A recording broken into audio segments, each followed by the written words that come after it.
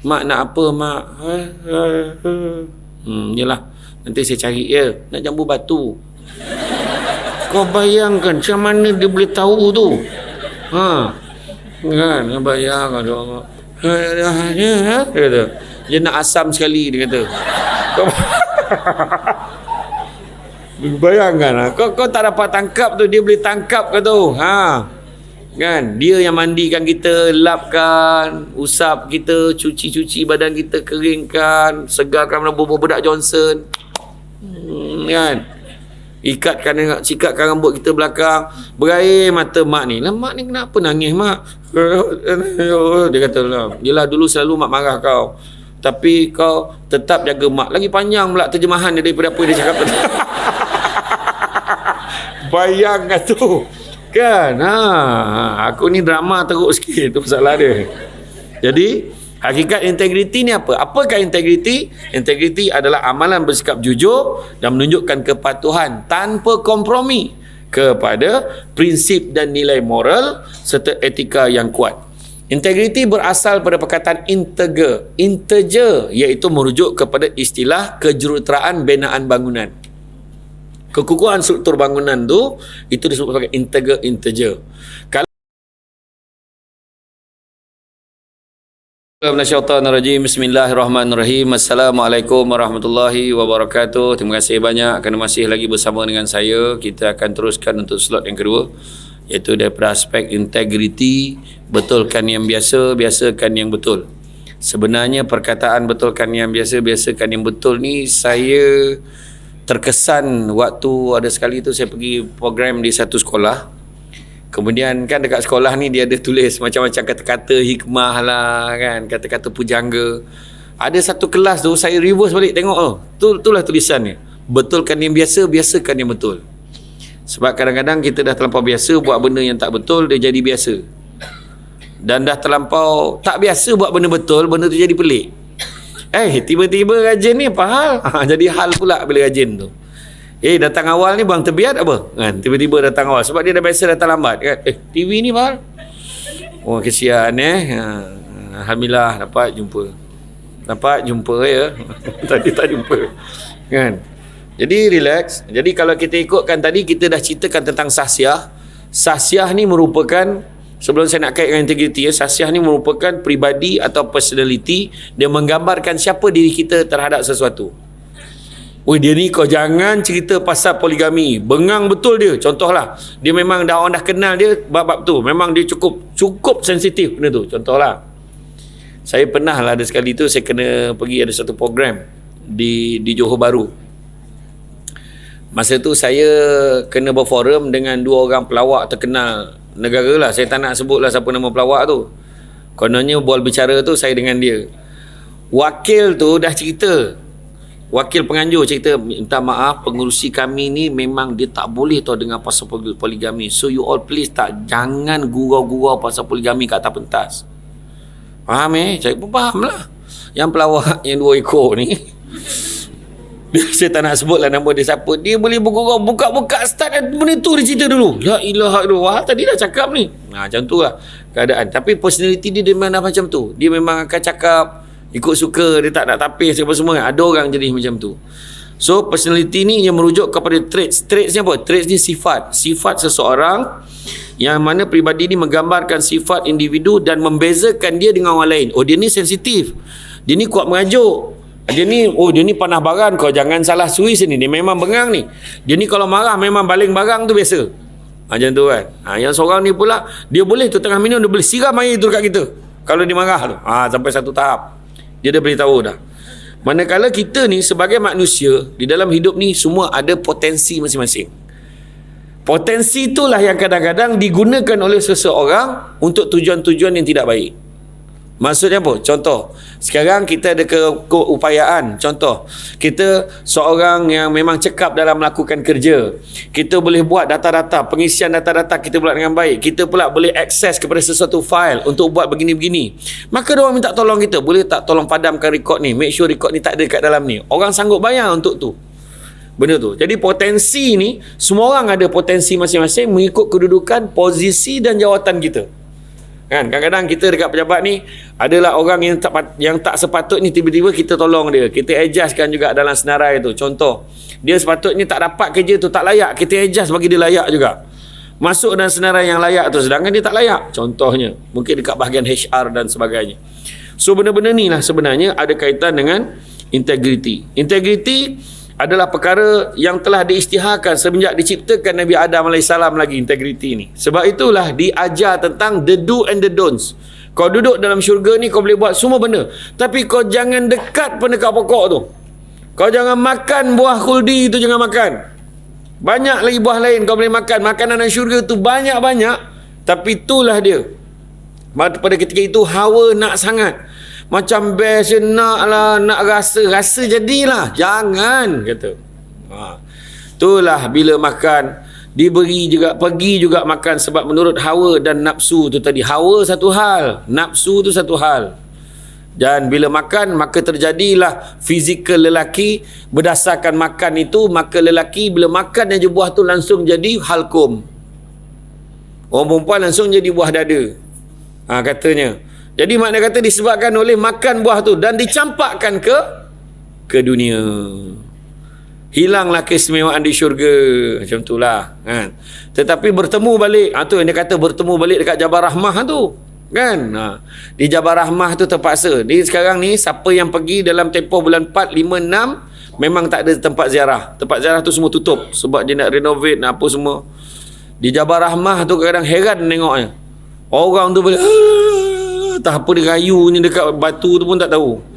Tak ada kelebihan apa pun. Kita dah beritahu tu hanya memorial peringatan sahaja. Kan? Nak berdoa semua kat tanah haram ni boleh doa. Doa lah, minta lah apa nak minta. Kalau kita perasan dekat depan, siapa yang pernah pergi, siapa dah pernah pergi umrah angkat tangan? Oh, tak pernah pergi. Berapa orang yang baru pergi? Ramai yang tak pergi lagi. Saya doakan semua dapat pergi, insyaAllah. Dekat luar pintu Babu Salam yang dekat Masjid Nabawi tu, dekat luar tu dia ada satu tembok tinggi macam ni, dia macam ada lubang angin dekat situ. Dia tak ada tak label apa-apa, tapi dulu waktu tempat tu dibuka, sekarang semua dah tutup tu. Dulu dibuka, ada seorang lelaki duduk kat situ, jaga situ. Tapi dia tulis label, tak tulis label apa-apa. Rupanya itulah tapak rumah Abu Ayyub Al-Ansari, tempat Nabi bermalam. Waktu berhijrah tu sampai dia bermalam. Semua berebut suruh Nabi bermalam kat rumah dia. Nabi pilih duduk kat rumah Abu Ayyub Al-Ansari, salah seorang sahabat Nabi dekat sana. Kalau orang tahulah tu tempat Nabi bermalam, mulalah makan kayu dekat tembok tu pula. Tu masalah dia. Ada orang macam tu, kan. Dia biasanya orang yang belah-belah sana lah, belah-belah yang Pakistan, belah-belah India ni, kan. Ada orang macam tu. Dan bila kita tengok pergi umrah tu, kita patut rasa syukur. Sebab apa tau? Kita ni teruk-teruk pun, hotel kita jauh pun, kita dapat bilik yang selesa. Dia orang tidur kaki lima je. Tidur kat kaki lima dekat tepi pasu tu. Duduk kat situ tunggu orang hulur makanan. Bila saya dengan family hari tu, alhamdulillah kita orang beli bagi makan sabil hari tu. Kita beli makanan, kita bayar certain amount duit, kita bayar. Kita siapkan untuk 500 pack. Ya Allah, beratur panjang. Tapi ada juga nak menipu tu. Dia mula ambil, lepas tu dia ambil kain, dia tutup dalam muka dia. Konon orang tak cam tu dia. Wah, sama ada. Itulah dia kan. Tapi macam mana, bagi jugalah kadang-kadang. Kesian. Mungkin ada lah je nak bagi anak dia ke siapa kan. Dan yang mana Allah Ta'ala berfirman, bagaimana kalian tergamak kufur mengingkari Allah padahal kalian dahulunya mati, yakni kita belum lahir, kemudian Allah hidupkan kalian, setelah itu dia mematikan kalian, kemudian dia hidupkan kalian semula. Kita daripada belum lahir, kita hidup, dimatikan, kemudian dihidupkan balik. Supaya untuk apa? Akhirnya kalian dikembalikan kepadanya untuk diberikan balasan bagi segala perkara yang kalian kerjakan. Semuanya ada balasan. Itu sebab kita cerita integriti hari ini. Semuanya akan diberikan balasan. Kalau kita tengok kan, benda-benda yang kita buat, baik ke buruk, semua dibalas. Dia sebab kita cerita macam mana Jibril, malaikat Jibril bagi tahu pada Nabi kita supaya disampaikan pada kita, hiduplah sesuka hati kamu, kerana sampai masanya kamu akan mati. Cintailah, sayangilah sesiapa sahaja sesuka hati kamu, kerana sampai masanya kamu akan berpisah dengannya. Sayang mak macam mana pun, kita akan berpisah. Sayang ayah macam mana pun, kita akan berpisah. Sayang isteri, sayang suami, akan berpisah. Kan, sayang artis tu, akhirnya mati. Tak mati, kita mati dulu. Antara tu. Dan ketiga, perbuatlah sesuka hati kamu, kerana sampai masanya kamu akan dibalas atas setiap perbuatan kamu. Dan kena ingat lah, dia hang tu tergantung. Akan dibalas tu tidak semestinya di akhirat. Kadang-kadang di dunia lagi dah dibalas. Itu sebabnya ada orang tanya, saya pernah ceramah tentang tajuk akhirat. Tajuk lain lah. Tapi maknanya, saya pernah ceramah tu, saya kata macam ni. Saya kata, orang Islam ni kalau sampai pada hari kiamat besok, dia kalau dia buat baik, dia akan dapat pahala. Dia buat jahat, dia akan dapat dosa. Siapa yang banyak pahala, masuk syurga. Siapa yang banyak dosa, masuk neraka. Saya kata, itulah, ni ringkasan lah. Tetapi pada yang bukan Islam, buatlah macam mana pun, dia tetap masuk neraka. Maka atas dasar tu keluarlah soalan orang tanya saya. Habis macam tu, kata Allah tu maha adil, Tuhan tu maha kaya. Kenapa? Dia orang pun ada juga buat kebaikan. Yang bukan Islam ni ada buat kebaikan tentang dunia. Dia tolong orang susah, dia tolong. Kenapa dia tak boleh masuk syurga? Takkan tak ada balasan untuk kebaikan yang dibuat atas dunia ni? Soalan dia tanya. Saya jawab, memang ada balasan kebaikan untuk dia. Tetapi Allah balas kebaikan orang bukan Islam ini, Allah balas atas dunia lagi. Itu jawapan dia. Itu sebab kita tengok, dia tak semayang. Kan? Dia duduk dengan girlfriend dia sampai ada anak 3. Dia tak kahwin pun. Kan? Dia tak semayang, dia tak apa. Tapi kaya-kaya hidup dia. Tengok artis, pelakon. Tengok pemain bola sepak tu. Ada satu pemain bola sepak yang saya suka. Dia duduk dengan girlfriend dia, dah ada 3 anak dah. Bila orang tanya, dia tak kahwin ke? Kami belum fikir lagi pasal nak kahwin. Bayangkan tu. Tapi kami happy sekarang ni. Lepas tu dah anak dah 5 tu, memang dia ada berita baik, kami nak kahwin. Kan kelakar tu. Kan? Dah basi kot, dah 3 anak kau. Kan? Tu. Pelik. Tapi hari ni di Malaysia pun dah pelik-pelik jugalah. Macam dulu kalau ada lah kes-kes terlanjur, kan? Kalau orang Melayu dulu-dululah ada kes yang terlanjur, apa yang orang Melayu akan buat? Dia kan sorokkan anak dia tu dekat kampung sampai dia beranak. Dia takkan jumpa orang lah. Duduklah kat kampung tu. Kau duduk kampung, kau makan, kau berpantang dah sudah sampai anak kau besar. Kau kahwin dengan sesiapa. Lepas tu dah lama berapa tahun baru kau balik kampung. Kau dah kahwin dekat sana, kau dah bermastautin tempat lain. Macam tu lah. Orang sekarang dah terlanjur kahwin siap bersanding. Yang gila. Nah, orang tu cakap, macam besar je perut dia. Cakap. Ada. Perut ternampak terbonjol sikit. Orang nampak. Nak kata apa? Itu sebabnya hari ni masyarakat pelik-pelik. Kan? Dia kononnya dia nak cover benda tu. Tu belum cerita lagi. Dia bankan lagi pula tu. Kan? Macam-macam. Maka Islam menegaskan perspektif tak ada integriti perlu difahami, khususnya oleh penganut Islam yang beriman, yang mana adanya hisab dalam urusan dunianya dan apabila berada di alam akhirat nanti. Tiap-tiap yang bernyawa pasti akan mati. Bahawasanya hari kiamat sajalah akan disempurnakan balasan bagi kalian. Ketika itu sesiapa yang dijauhkan daripada neraka dan dimasukkan ke syurga, maka sungguhnya dia telah beruntung. Dan ingatlah bahawa kehidupan di dunia ini tidak lain hanyalah kesenangan yang memperdayakan. Surah Al-Baqarah ayat 185. Surah Ali Imran. Jadi kalau kita tengok dalam tu, dunia ini kesenangan yang memperdayakan. Ya Allah, minta-minta, alhamdulillah lulus loan buat rumah, beli rumah. Ya Allah, rumah semidi, lulus loan. Tak sabar. Berapa lama excited? Rumah dah beli dah, perabot besar-besar, paling tidak sebulan ni. Lepas tu dah mula dah start bayar bulan-bulan. Kan start tolak gaji kan. Tak saya cakap tadi, tak, kesenangan yang memperdayakan. Nah, betul, saya ingat dulunya tak, zaman saya zaman kita beli kereta dulu-dulu, mana dia bayar online dulu. Masa mula beli, bayar pergi kat bank beratur, ambil nombor giliran bayar. Kalau ingat lah, saya ingat lagi dulu, bayar dekat mana tau? Bank Bumi Putra Malaysia Berhad, BNB. Sekarang ni dah jadi Cimbang kan? CIMB. Tak adalah. Kan lepas tu kan mula BNB, lepas tu dia jadi BCB kan, macam tu kan, pergi bayar. Saya ingat lagi bila bayar kan, bila bayar kali pertama tu sampai kat kaunter beratur lama, tunggu turn lama. Sekali bila sampai turn pap dah settle. Tu saya panjang-panjangkan urusan saya kan, biar dia berbaloi kita tunggu lama. Saya ingat lagi yang clerk yang jaga kat kaunter, cik, boleh tak tolong semak ni? Ni bayaran. Okey. Bayaran kali pertama. Boleh tak tengok balance dengan berapa? Saya kata. Dia tengok, dia pandang saya balik. Bukan bayaran kali pertama ke? Yelah, tak boleh ke saya nak semak balance dengan berapa? Mana tu nak buat full settlement ke? La ilaha illallah, kali pertama. Kan? Macam tu lah tuan-tuan kan. Jadi keadaan ni dulu dengan sekarang kan. Jadi makna kata kesenangan ni kita rasa seronok pun berapa lama. Beli kereta baru berapa lama rasa seronok. Pengantin baru berapa lama. Saya tak pernah lagi saya tanya orang yang dah kahwin, lepas sebulan dia kahwin, macam mana rasa kahwin? Ya Allah, happy sangat. Tak ada. Kebanyakan saya tanya lepas 2-3 bulan, macam mana, apa perasaan kahwin? Okey lah. Alhamdulillah. Tak adalah excited kan. Cuba tengok kau keluar boleh tengok wayang. Jadi cerita tu, best gila cerita yang dia lain perasaan tu dengan kahwin, lain. Kan, tahu azab betul melayan kehendak jantan ni, la ilaha illallah, pening kepala aku. Nak air kopi tak nak susu, nak mampus untuk ni. Lelaki dia jenis bergurau. Kopi tak nak susu kan. Macam mana? Kopi memang tak ada susu kan. Kemudian berkata juga, wahai Muhammad, kemuliaan seorang mukmin adalah berdirinya dia pada malam hari untuk solat malam, dan keperkasaannya adalah dengar ni.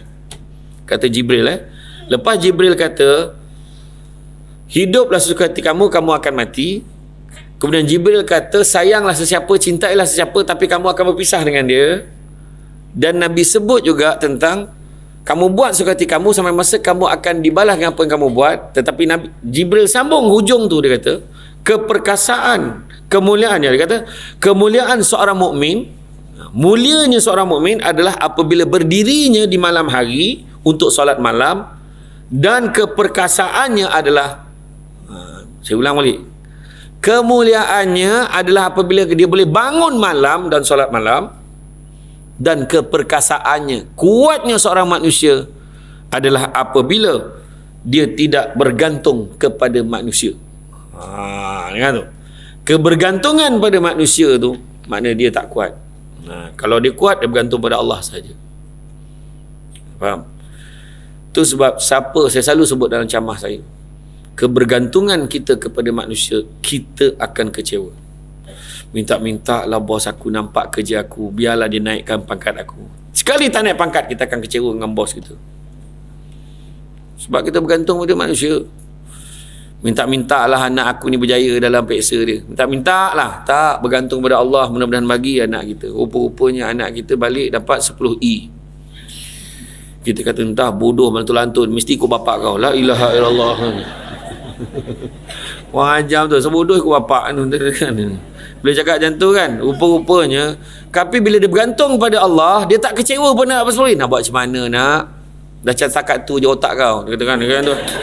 Budak tu amboi lain macam sentap ni kan. Jadi anak dia bila dengar, dia tengok mak dia tak marah pun, dia rasa menyesal sangat.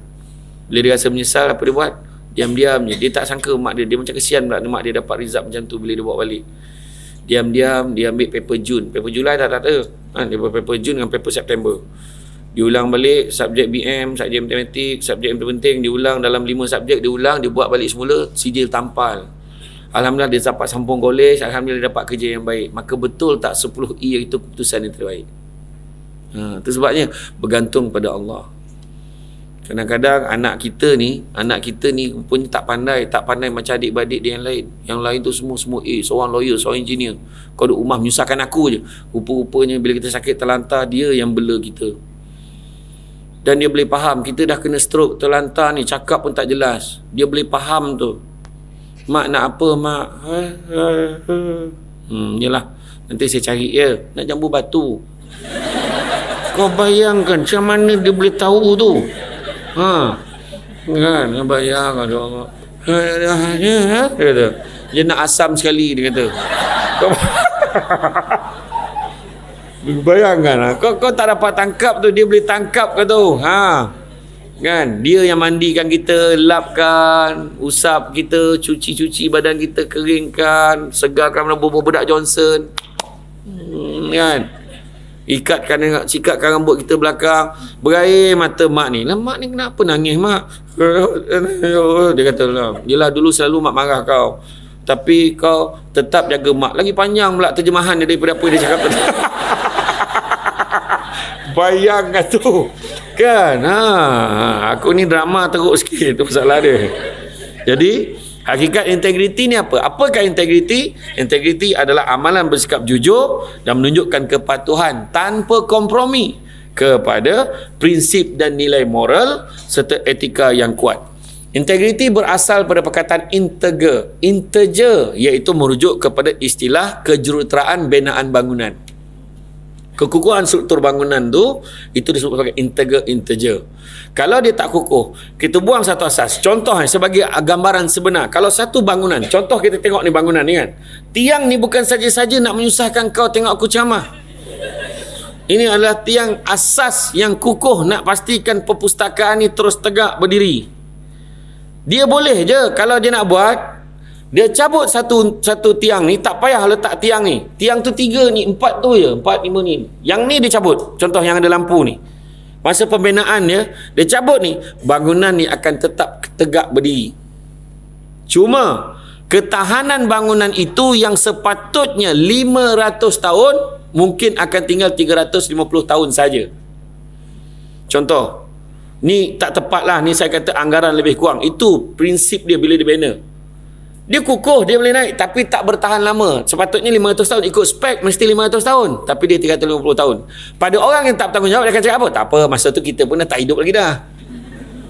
Kalau dia percaya hidup selepas mati, tentu dia akan jaga. Sebab besok tak nak dia bertanggungjawab persoalkan akhirat besok, dah dalam kubur kena seksa sebab bangunan tu runtuh, kesalahan dia. Tengok apa yang berlaku di Turki. Cara sebut dia macam tu, bukan Turki. Ingat ayam Turki ke? Ayam Belanda? Lain. Macam mana Turki? Turki tu dia panggil ayam Belanda kan? Bahasa Inggeris Turki. Kan? Bahasa Melayu jadi Belanda. Kenapa? Ada ayam yang klok klok klok klok klok. Macam tu lah. Aku pandai buat bunyi ni. Kan? Jadi tengok kan berapa banyak bangunan tu runtuh sebab sebenarnya tak ikut spek. Ingat tak? Kan ada jurutera tu dah kat airport dah nak lari. Dia tahu dia buat salah. Dah nak lari, ditahan. Nampak tak? Macam itulah keadaan dia. Jadi, makna kata kita mestilah jujur, tulus, utuh. Kan? Maksudnya, definisi integriti yang sebenar, kejujuran, ketelusan, keteguhan, kekukuhan. Itu maksudnya. Definisi integriti, kejujuran, ketulusan, keutuhan dan kesempurnaan. Makin lain pula definisi ini. Kali kedua salin dah lain pula bunyinya. Kesempurnaan, kebebasan dah lain pula, ada kebebasan pula kali ketiga. Jadi kejujuran, ketulusan, keutuhan dan juga kesempurnaan. Dan benda ni contoh integriti, bawa kereta sampai dekat traffic light depan UTHM. Tak ada kamera. Jam 12.30 malam. Tak ada satu umat pun masa tu. Siap ada kiraan saat 120, 119, 118, 117. Soalannya, adakah kita akan tunggu sampai dia jadi kosong dan hijau, atau kita teruskan perjalanan kita sebab tak ada siapa pun yang nampak pada ketika itu? Soalan saya nak tanya, terus ke tunggu? Terus ke tunggu? Terus ke tunggu? Terus ke tunggu? Terus. Dengan tahap contoh pun kau langgar, aku pun tak faham lah kalau betul-betul. Itu baru bagi contoh. Kau tahu aku sindir orang Putrajaya macam mana? Kau orang Putrajaya suruh orang dekat sinilah datangnya kementerian. Suruh satu Malaysia ikut peraturan. Tetapi signboard kau orang dekat Putrajaya, siapa pergi Putrajaya tu tengok. Dekat traffic light tu dia tulis signboard, belok kiri sekiranya tak ada kenderaan walaupun lampu merah. Kau bayangkan tu? Mana boleh macam tu? Aku try kat Kuala Pilah, kena saman. Ada polis tu standby tepi tu. Kau asam betul. Kan? Patutnya tak kira lah ada orang ke tak ada orang, kita tetap. Ya macam mana? 120 saat lagi. Tepi tu dia seekor anjing tu. Relax anjing dia tengok kita.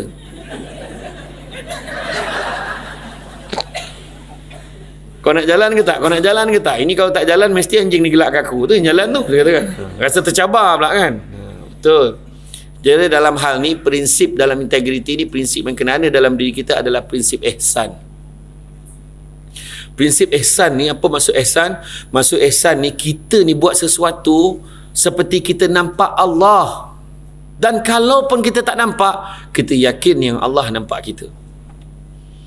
Macam sekarang kan, cuba kalau ketua jabatan korang ada kat belakang, kau rasakan ada kursi yang kosong ni? Tak ada. Walaupun satu kursi pun, masa tu semua orang tiba-tiba bagi komitmen. Oh, siang dengan muka-muka berlakon tu kan. Tak ada contoh lah kan. Sebab ada yang memerhatikan. Sebab kita yakin Allah nampak kita. Macam bulan puasa itu kan, kita boleh je nak minum kan, tak ada orang pun dalam bilik air tu. Kebetulan bilik air soya bin kita bawa tu, terbawa lah sekali kan. Boleh je minum, tak ada siapa nampak. Tapi kenapa kita tak minum? Sebab kita yakin Allah nampak. Bulan puasa tiba-tiba kesedarannya macam tu. Nampak tak kan? Macam itulah keadaannya. Tetapi hari ini memang betul, petanda-petanda ni, kita ni masyarakat tidak berintegriti ni memang semakin, orang kata, semakin sukar. Kita tengok sekarang kanak-kanak pun dah mula buat benda-benda yang bukan-bukan. Pergi asrama bawa vape. Ada satu sekolah asrama penuh, saya tak nak sebut sekolah mana. Cikgu-cikgu tak dibenarkan tegur rambut budak panjang. Guru-guru, warden asrama tak boleh semak buat inspection locker dia nak simpan perempuan ke ganja pun tak boleh tengok. Tu hak peribadi dia. Gila betul. Apa yang tinggal kat cikgu? Cikgu salah mesej, cikgu kena tata tertib, tunjuk sebab. Dekat bapak-bapak ni teruk betul. Apa yang tinggal pada cikgu kan? Itu yang hari guru itulah, barulah guru ni dihargai. Selamat hari guru kepada mereka yang bergelar guru. Saya tu pun dapat agak capat sama hari guru daripada anak-anak murid debat saya. Dapat jugalah, tak sangka aku pun guru kan. Hari ni pun jadi guru kan. Terima kasihlah semua kan. Rumah semakin besar, orang makin tak ada. Bukannya rumah makin besar, orang makin ramai. Pangkat makin tinggi, akal sehat semakin rendah. Perubatan semakin canggih, penyakit semakin banyak. Tahun lepas hujung tahun penyakit baru sampai di Malaysia, selsema tomato. Gila betul nama penyakit tu. Tomato selsema boleh jadi hal. Ada satu dia dah tak ada nama penyakit dah, penyakit tangan, kaki, kuku dan mulut. Tu. Habis anggota badan. Apa ni penyakit cuping? Cuping, bawah lutut, agak macam tu lah. Pelik betul aku dah nama penyakit ni kan. Yang penyakit selsema tomato tu penyakit sendi yang biasanya melanda warga emas dan kanak-kanak. Nah, dululah, tapi tak serius lah. Kemudian pendapatan semakin meningkat, ketenteraman jiwa semakin kurang. Duit makin tinggi, tapi pening kepala ada je. Duit dapat banyak pun habis banyak. Betul tak? Kemudian kualiti ilmu semakin tinggi, kualiti emosi semakin kurang. Baru cerita emosi dia, makin kurang kualiti emosi. Marah untuk benda tak ada apa-apa. Jumlah manusia semakin ramai, kemanusiaan semakin kurang. Betul lah. Pergi kedai makan pun sekarang ni tak boleh dah panggil, bang, order bang, tu scan. Sekarang main scan now. Order tekan, pak, add to cart. Kan zap, tak sampai makan, mengamuk-ngamuk. Rupanya dia tak tekan send. Payah betul sekarang. Aduh, hai. Kemanusiaan semakin kurang. Tu sebab orang suka makan kedai tom yum dengan kelembutan. Makan gapo be? Makan gapo be? Sik goreng sa lagi. Telur dadah sa. Sok kosong sa lagi be. Mu so. Be. Woi, jangan main terangkat kopiah tu. Iya, kau tengok kat rumah ada macam tu. Makan apa bang? Tak ada. Dapur. Jadi sendawa jadi biawak tu. Telur je. Tu yang jawab yang paling senang. Tapi lauk telur yang paling sedap sekali tahu tak macam mana? Telur ikan bilis tu. Goreng nanti lu. Mula kau masak dulu cap lada, bawang yang dah siap tumbuk tu, kemudian potong lada nipis-nipis, kemudian kau goreng sampai naik rasa dia, usuk garam sikit kan. Lepas tu dekat kuali satu lagi tu kau gorengkan bilis, gorengkan balik garing, kemudian kau toastkan dulu. Faham? Kau bila dah habis tu, macam tadi masak tadi dah malah naik, kau mula dah bersin-bersin tu, mana pedas dah tu Kan? Kau masukkan ikan bilis tadi, tutup api, pecahkan telur, gaulkan. Oh, dengan telur yang melekat-lekat kat ikan bilis dengan bawang tu, ni macamnya. Oh, sampai ke siku sedap kan. Itu resepi arwah abah saya dulu. Sedap betul. Balik nanti try. Itulah lauk paling simple yang mana saya boleh habiskan. Saya boleh habiskan satu kuali tu. Betul. Bukan cakap olok-olok dah. Saya kalau kat balik rumah mak saya, alhamdulillah mak saya dah turunkan ke adik perempuan saya. Dia kalau apa balik, kak standby baru nak datang ni masak nasi goreng. Dia dah standby dah, dia punya ngencah ni. Itu nantilah saya buatkan video YouTube macam mana nak masak nasi goreng sedap macam tu. Dah masuk kan Gila betul. Mak saudara saya kalau turun pergi mak saya, dia bukan dia tanya siapkan lauk selamat celep, tak. Nasi goreng tu satu kuali boleh makan seorang tu. Mak saya kata apa? Kalau aku tahu aku hidangkan kuali tadi. Ambil kuali tu letak tu macam mana makan kan. Macam sekarang kan, typical Melayu. Mana lagi dah letak dekat dalam bekas nasi tu. Rice cooker tu letak atas meja tu dah. Punya pemalas ni kan. Sekarang perangai tak tahulah. Kan? Kemanusiaan semakin kurang. Iya. Kalau kau bagi air, biarlah kita ni jaga adab sikit bagi air kat suami. Biarlah bagi cawan yang beralas. Cawan yang beralas. Jadi bila kata, bang, jemput minum bang. Suami pun sambut, makasihlah banyak. Allahu Akbar. Nak apa ni? Dia tahu isteri dia nak something. Ini kau bagi cawan bertangkai yang IKEA tu. Tahulah kat JB dah ada. Kan? Kau bagi cawan bertangkai, nah bang, minum bang. Kau ingat ni kelab malam apa? Nampak tu, kena jaga. Kemanusiaan semakin kurang. Pengetahuan semakin bagus, kearifan semakin berkurang. Semakin banyak teman dunia maya, teman sejati makin tak ada. Kawan, friend sampai maksimum. Akulah tu. Tak sangka pagi tadi live TikTok 86,000. Ya Allah, makasih lah ramai yang tengok. Kan? Kawan dekat Facebook sampai terpaksa, ada orang nak friend dengan kita terpaksa buang. Kenapa aku nak buang ni? Kan? Waduh, terpaksa macam tu. Pakai apa ni? Minuman semakin banyak jenis, air bersih semakin kurang. Extra Joss, tembici, tembikai leci, kopi campur tembikai. Kan? Air bersih makin tak ada. Bayangkan tu. Pakai jam tangan mahal tapi tak pernah tepat waktu. Kau tak lambat, langsung duduk depan. Tak cakap you all. Tak, ni contoh. You okey dah, slot kedua okey. Tadi ada hal ada program tak dapat dia jawab dah, dia terharu dia. Ilmu semakin tinggi, adab makin tak ada. Nampak? Belajar semakin mudah, guru semakin tidak dihargai. Belajar kat YouTube je, belajar kat media sosial je. Teknologi semakin canggih, fitnah dan aib semakin tersebar. Jadi dalam menjaga integriti, apa yang kena ada? Pertama, kena jujur. Jangan menipu, jangan tipu klaim. Kadang-kadang bos tanya, kat mana sekarang ni? Saya ada kat office sekarang ni. Bos kau kat office masalahnya. Kan? Janganlah. Cakap jujur. Saya kat luar jap tuan, saya tengah cari barang sekejap. Kenapa ya tuan?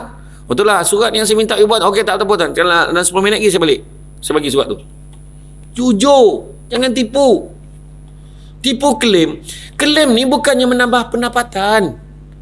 Klaim ni dapat cover sebahagian sahaja daripada pendapatan yang kita dah keluarkan. Itu je. Pergi kursus. Kita boleh duduk dekat hotel, ikut sekali. Penginapan tak disediakan, kena cari penginapan sendiri. Kita boleh ikut kelayakan kita. Boleh nak lebih daripada kelayakan, tapi tak cover semua. Allowance, rumah tumpangan, lodging, sewa, hotel RM120 saja. Hotel mana dapat RM120? Dekat Tune Hotel kan, dekat Tune kan kecil, sempit, dapatlah murah sikit. Kalau nak on kipas, tambah lagi RM1. Nak aircon, tambah lagi RM1. Kan? Kadang ada bilik tu kecil je. Ada satu bilik, bukan Tune hotel lain, bilik kecil. Bayangkan, kaki tu terpaksa sila macam ni sebab dia melengkok bilik tu macam tu. Bayangkan. Bayangan tu. Saya paling tak boleh apa tau, hotel yang tak ada tingkap. Ui, lemas aku. Tak boleh tidur tau. Dia nama tu apa tu istilah tu? Big tu mana? Big macam tu. Claustrophobic. Betul tak aku sebut tu? Kan? Itulah istilah ni kan. Dia macam kau kena tidur dalam lift lah. Apa perasaan kau? Kan? Tengah masuk ni. Macam mana? Rasa tu kurung kan? Macam tu lah. Dia tak boleh. Kena cari dah. Jadi kita ambil lah hotel. Hotel sekarang pun, ya Allah, dekat Batu Pahat hotel. Ya Allah. Pine Tree Hotel. Kan? Apa lagi nama hotel-hotel tu? Bayangan 200 lebih. 200 lebih. Tapi boleh. Kita ambil tapi claim 120 saja. Tu maksud dia. Melainkan diluluskan oleh ketua jabatan. Kan? Banyak kadang-kadang ketua jabatan luluskan. Tapi ketua jabatan kena ikut perkeliling tu juga. Sebenarnya. Kan? Overtime. Kalaupun kita buat overtime sampai kiamat pun lah, kita tak boleh claim lebih daripada 1/3 gaji. Betul tak? So jangan ingat tu menambah pendapatan. Yang jadi tambah pendapatan apabila kita tak buat tapi claim. Tu cerita dia. Itulah isu keberkatan pada rezeki kita. Jujur. Bahagian kewangan tanya, kenapa klaim berbeza sedangkan 5 orang ni pergi kursus tempat yang sama? Jawablah dengan jujur. Jangan marah. Alah, macam duit mak ayah dia. Gitu. Mana bahagian kewangan? Bahagian kewangan tak dibenarkan hadir untuk kursus ni. Mana bahagian kewangan? Angkat tangan. Mana? Oh, seorang je. Seorang. Mana? Semua. Oh, tu semua tu satu grup tu. Apa masalah kau nak angkat tangan? Kami dah berjanji dah kalau angkat tangan seorang je, mewakili kami semua. Dia memang ketua union kami. Dia tu kan. Berapa ramai bahagian kewangan? Okey, tu. Bahagian kewangan ni selalu buat query. Dia tanya, kenapa claim macam ni? Sebab dia kena jawab nanti bila ditanya. Sesi audit luar, audit dalam semua. Minor NCR, major NCR, kan? Ataupun teguran saja, teguran biasa, dia kena jawab tau. Sebab bukan duit mak ayah dia lah. Tu sebabnya dia bagi query tu. Jawab dengan jujur. Saya tak tahu jalan. Dekat roundabout itu pun saya pusing 3 kali. Saya tak tahu simpang mana harus dituju. Tadi aku nak sampai sini. Depan lagi. Kiri. Dah lepas baru cakap kiri. Kan? Dia gemar lambat bagi arahan. Jadi macam tu lah. Orang perempuan memang tu masalah dia dengan GPS. Tu sebab orang lelaki kalau buat kereta, biar kau sendiri jaga GPS tu. Jangan kau harap orang lain dalam kereta tu. Kira depan. Bahayalah bang. Sinilah. Kan? Tak payah. Biarlah aku jaga. Daripada kita gaduh kemudian hari. Sesal dahulu pendapatan, sesal kemudian tidak berguna. Belum lagi. Depan lagi. Belum. Emang situ subang emang. Ya Allah. Dah lah nak U-turn jauh weh. Tapi kita kena faham sifat perempuan dengan lelaki memang berbeza. Orang perempuan gelanggang dia rumah. Kelemahan orang lelaki pula, bawa lelaki ni, kalau dia hebat sangat, bawa dia ke dapur. Abang, berdiri sini. Sekarang saya nak tanya. Garam kat mana? Kau tanya dia soalan tu, kau tengok out tak out. Dia tahu memerintah aja. Kuang masin lah, itulah, inilah. Gula.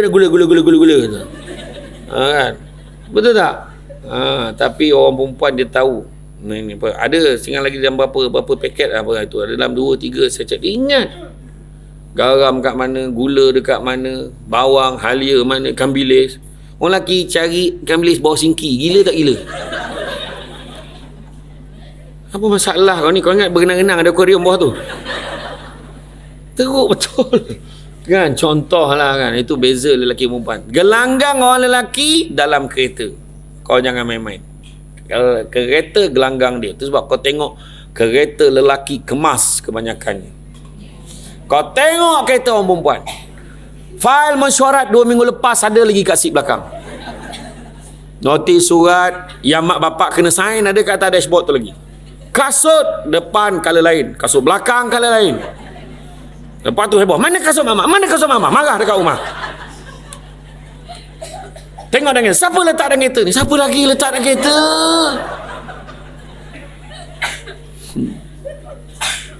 Dan orang lelaki sangat peka, cakna kalau ada cala-cala baru pada kereta itu. Ni masa bila ni cala ni? Ini pasal cala ni. Apa pasal cala? Wahal baru tadi kau sagat tadi dekat parking yang berpusing. Zret, alamak. Zret, alamak. Balik kau parking cepat-cepat, kau cepat masuk dalam dengan harapan suami kau tak perasan. Kalau dah malam baru keluar sebab takut suami nampak. Dan soalan suami, asal bercala ni? Apakah jawapan perempuan? Tadi tak ada. Tadi tak ada kau cakap. La ilaha illallah. Aku tahu dah silibus jawapan kau. Kau tak payahlah. Kau tak payah gelak, memang aku tahu. Aku kaji dah tu. Boleh kaji dan boleh tahu, ya. Jujur. Kedua, amanah. Jangan kita pecah amanah. Amanah ni kita jangan cerita duit 50 juta, 1 juta, tak. Amanah paling simple. Bawa anak dekat pejabat, duduk diam, jangan kacau mama, mama buat kerja. Jangan kacau mama. Asal mana kak? Paguh kata. Asal mana tangkap mama? Kau panggil mak salah ya? Mak, umi ke? Ibu ke? Mak. Masa kecil cakap dengan baby, mama, mama. Nenek kat dapur, nyampah tak padangan kampung. Aduh, kan. Tahulah duduk dekat King Stream kan. Baik aja. Itu pun berfikir lagi. Kau ni slow betul lah kan. Tak kisahlah kan. Jangan duduk dia diam. Kita suruh anak kita duduk diam. Nak ambil kertas on selai, kertas pejabat punya. Nak ambil pen saus batang. Kalau benda macam tu pun tak boleh jaga amanah, apatah lagi benda lagi besar. Kalau betul nak bagi dia apa, bawa terus pada rumah. Kertas-kertas untuk digunakan untuk conteng. Bawa pen pada rumah. Lagi satu lagi, bila musim raya Cina. Kau macam cakap dengan Cina tu. Dia pembekal datang pejabat, nak buat claim lah, apalah, hantar kerja lah apa semua. Tahun ni tak ada limau ke? Kau pula tanya apa hal? Apa masalah kau ni? Kan? Lapar, mati ke tak makan limau tu? Sedangkan kau pergi kita tepi waktu musim raya Cina, dia jual buah-buah kemah tu berlambak je, satu kotak tu pun 5-6 ringgit aja. Satu kotak tu. Bawa bakul berisi limau, sangat borek, payah nak jinjing. Dia mati di baham harimau daripada mati digigit anjing. Jaga maruah gitu. Faham? Maksudnya dalam pantun tu, mati di baham harimau steady lah. Macam mana dia mati kena baham harimau? Ya ke besar ke harimau tu? Besar juga. Nampak? Ini baru kena gigit anjing, melumpur-melumpur langsung mati apa benda. Faham? Jaga standard gitu. Ketiga, jaga ukhuwah, jaga hubungan satu dengan yang lain. Dekat pejabat ni nak integriti senang je. Pertama, jangan tamak. Ingat tu, jangan tamak. Kongsi tak apa. Faham betul? Faham? Jangan kau lagi gelap pula. Janganlah nampak sangat kau ni. Ya perempuan, jangan tamak, kongsi tak apa. Dah macam ni, dia simple je. Dia ada dua. Ada beza faham dengan setuju. Saya tanya, faham tak faham? Faham. Setuju tak? Mana tu masalah tu? Dah, dia maksud jangan tamak ni. Tamak ni, kita kalau ada benda-benda baik, kita share. Benda baik, share. Faham? Macam contoh, kita ada makanan, karang, jamuan, share. Nampak tak? Macam contoh, ada promo susu kambing, share, beli sama-sama, dapat promo, harga promo. Nampak tak? Itu maksud saya. Jangan sangka buruk. Hidup ni sangka buruk aje. Butang baju Melayu ke mana pah kan? Kan? Ya. Cik Tipah. Marilah kemari. Ada apa Cik Asnah? Cuba tengok. Ya Allah, saya kenal sangat. Kata. Jamil. Saya bukan cerita tu. Bukan. Sangka baik. Suami lambat balik, salah. Suami balik cepat pun salah. Lambat balik ni, ingat hotel ke apa? Aduh, hai balik lambat salah. Besok tu langsung dia. Pukul 5 tu tengok bos tak ada, cepat-cepat balik. 5 suku dah sampai rumah. Hai, cepat balik. Tak kerja ke ni? La ilaha illallah. Ada je benda yang kau nak cakap. Orang lain pun kerja kat UTHM juga. Ada cuti. Abang ni tak cuti-cuti, apa halnya? Penat kena tanya. Sudah ada cuti 2 minggu. Cuti. Habis cuti tahun. Habis ambil golden handshake semua keluar kembali. Bayanglah, makan, tidur, tengok TV, makan, tidur, tengok TV. Kadang-kadang sambil tengok TV, sambil tidur. Ya Allahu Akbar. Sudah bini tanya, awak ni tak kerja ke? Tadi kau tanya aku tak cuti ke? Abang cuti, lama sangat cuti ke berhenti? La ilah mulut kau. Awal balik salah, lambat balik salah. Saya pesan kat orang lelaki, kalau sampai rumah isteri tegur, awal hari ni bang, start motor keluar balik. Pergi mana tu bang? Awal lagi kita keluar balik.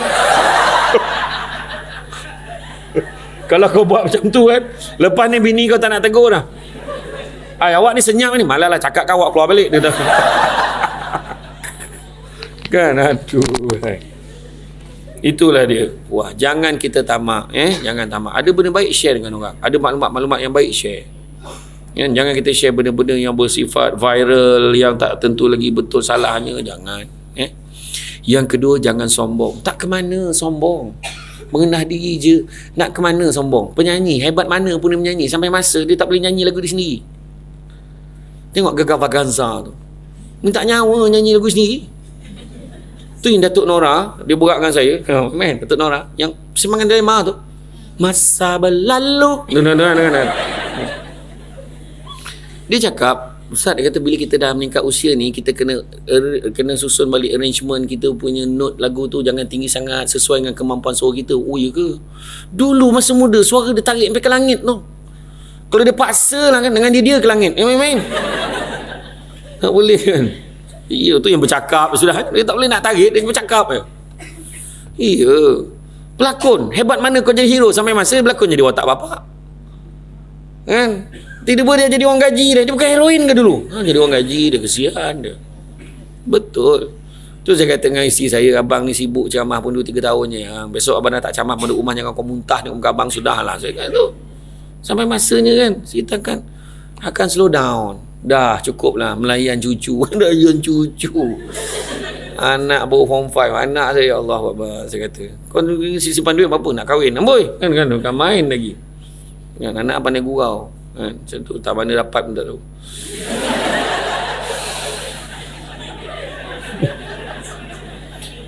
Kan tak tahulah dia dapat mana.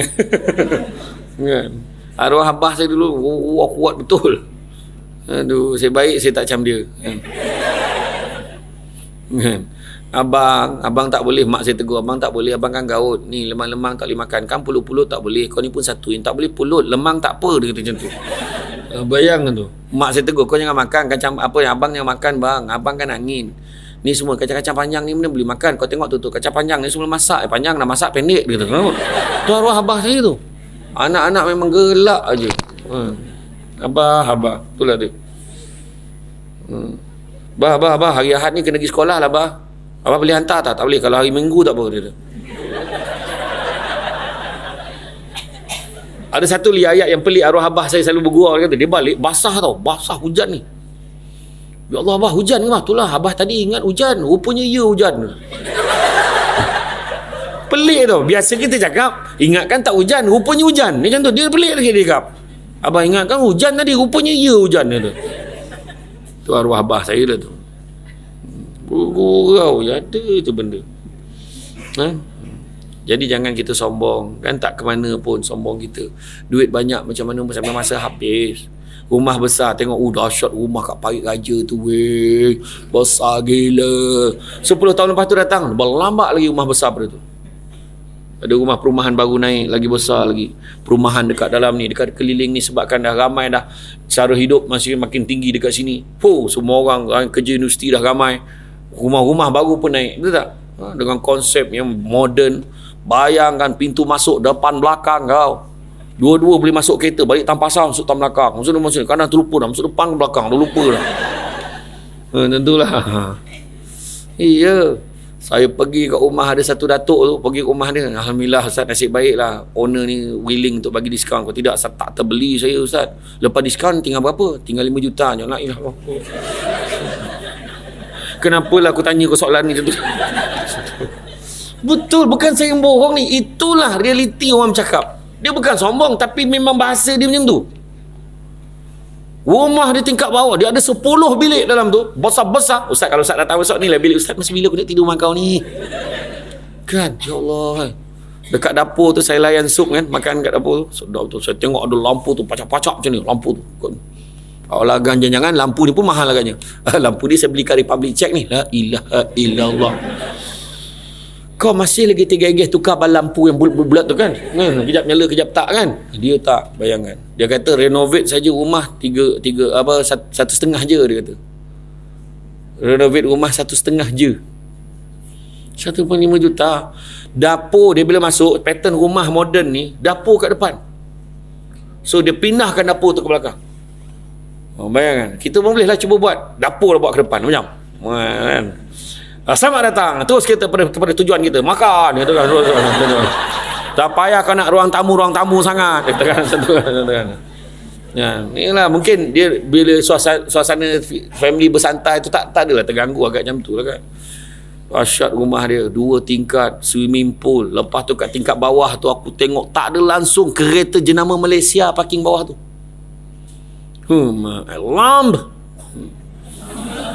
Lamb. Jag. Betul. Porsche.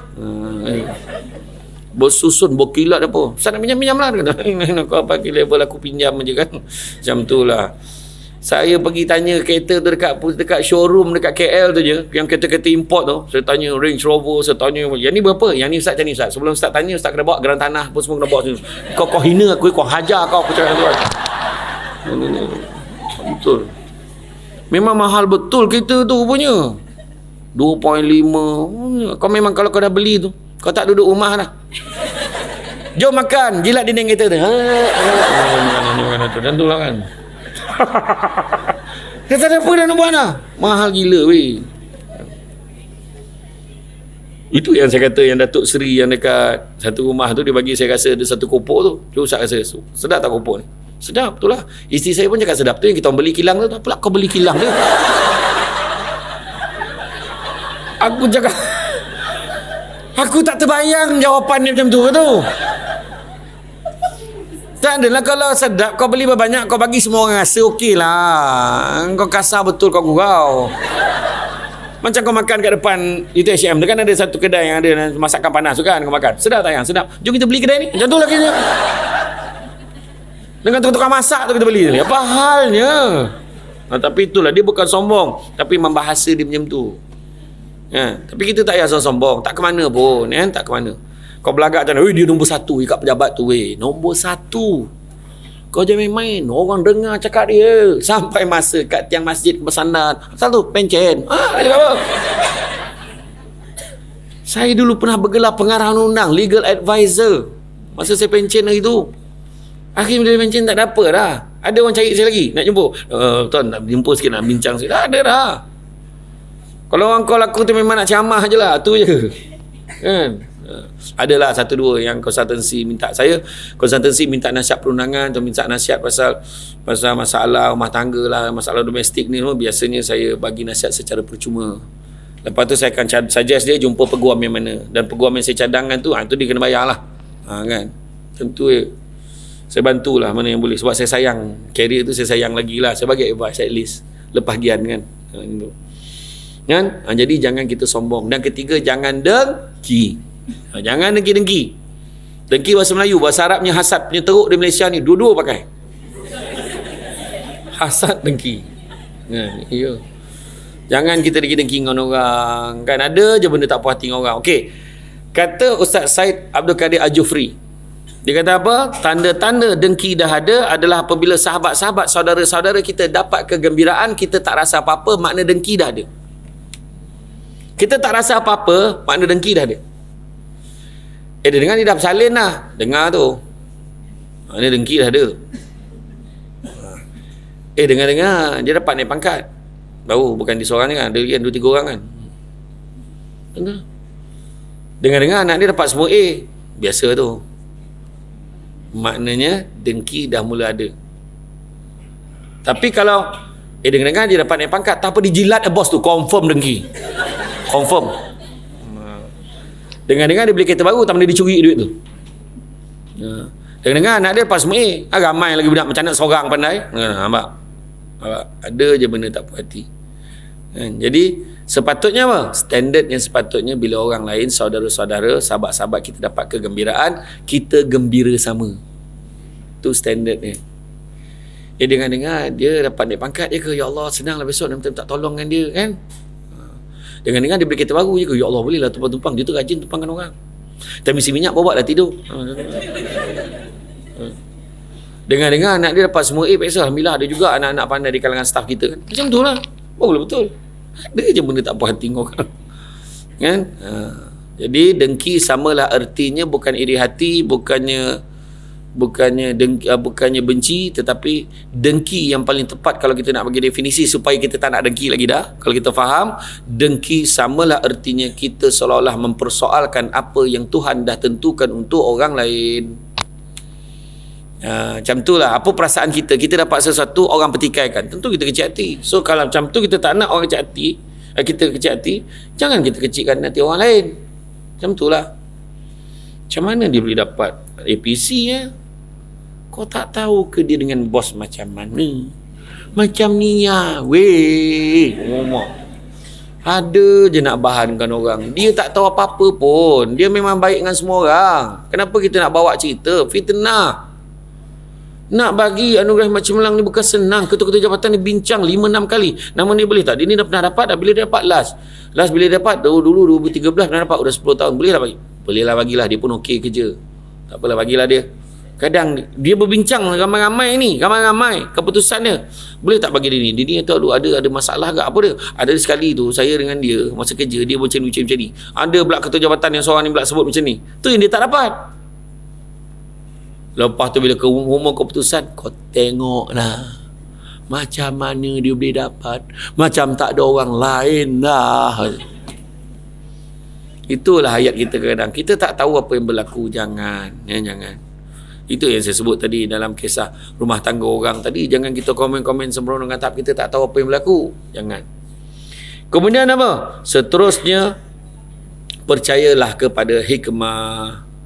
Hikmah kita dalam menjaga integriti, jaga amanah. Tentu Tuhan akan balas benda-benda baik untuk kita.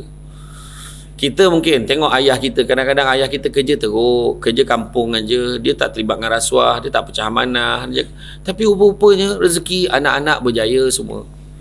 Anak dah lah berjaya, anak-anak sopan santun, anak Melayu, macam tu kan, sopan santun anak-anak dia. Kalau lalu depan orang tua bukan tunduk dah, menyarap. La ilaha illallah, baik betul. Dah macam ulat gonggok ke tengok dah. Ya Allah, baik ni budak ni. Salam cium tangan berjilat dah. Betul. Maknanya baik betul. Yang tu yang kita nak. Kadang-kadang Tuhan tak bagi tu. Ada hikmah dia. Ada hikmah di sebalik dia. Rupa-rupanya Tuhan tak bagi abang naik pangkat. Tapi Tuhan bagi abang seorang isteri yang sayangkan abang.